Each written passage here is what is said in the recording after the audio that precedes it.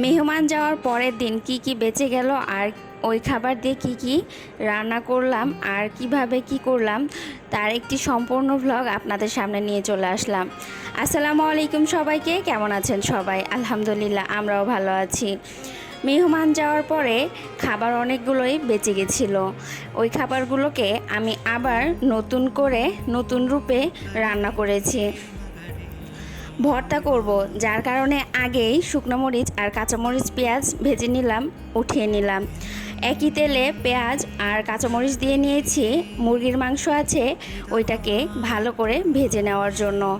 এইভাবে পুনরায় মুরগির মাংসটা ভেজে নিলে অনেক মজা লাগে। যারা যারা এইভাবে খান তারা এই স্বাদ বুঝতে পারবেন। আমি একটা কড়াই ব্যবহার করে কতগুলো রান্না করে নিলাম। রোস্ট ছিল, আলু ভাজি ছিল, রোস্টের পিস আর আলু ভাজিটা একসাথে দিয়ে নিয়েছি।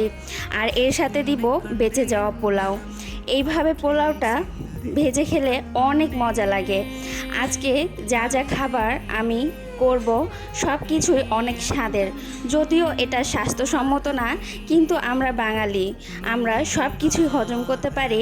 আর বাসি পন্থাই যেন আমাদের কাছে মজা। এই তো পোলাওটা আমি এভাবে গরম করে নিয়েছি।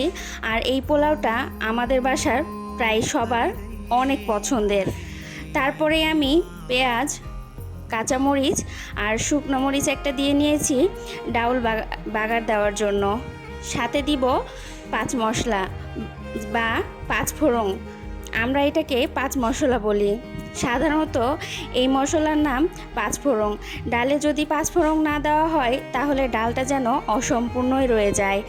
আর এই তো প্রেসার কুকারে ডাল সিদ্ধ করে নিয়েছিলাম, আর এখন কড়াইয়ে বাগার দিয়ে নিচ্ছি। এইভাবে ডাল রান্নাটা আমার ভীষণ পছন্দ। কার কার এরকম ডাল রান্না পছন্দ? ডালটাও হয়ে গেল। এরপর অল্প কিছু গরুর মাংস বেঁচে গেছিলো, এটাও আমি ভালো করে জাল দিয়ে নিলাম। এরকম ভাজা ভাজা করে মাংস খেতে কার না ভালো লাগে। মাংসটা ভাজা হয়ে গেলে এইবার আমি আসব এমন এক ভর্তা, যেই ভর্তা আমার অনেক পছন্দ। কার কার এই ভর্তা পছন্দ অবশ্যই কমেন্টে জানাবেন। প্রথমেই আমি ভেজে নিয়েছিলাম পেঁয়াজ কুচি, মরিচ আর শুকনো মরিচ। এটা দিয়ে এখন লবণ দিয়ে ভালো করে ম্যাশ করে নিব। ম্যাশ করার পরে আলুটাও ম্যাশ করে নিচ্ছি। আর পটল সিদ্ধ, আলু পটল আমি একসাথেই সিদ্ধ করতে দিয়েছিলাম, তাও আবার ডাল সিদ্ধ করার সময়। একসাথে যত দ্রুত কাজ করা যায়, আমি সব সময় শর্টকাট খুঁজি। মজাদার ভর্তা রেডি। সামান্য সরিষার তেল দিয়ে নিলাম। ভর্তাটা আরও লোভনীয় আর ঘ্রাণ হবে, খেতেও অনেক মজা হবে। এক প্লেট ভাত নিমিষেই শেষ হয়ে যাবে। আর আমার সব রেসিপিগুলো একসাথে দেখিয়ে দিলাম।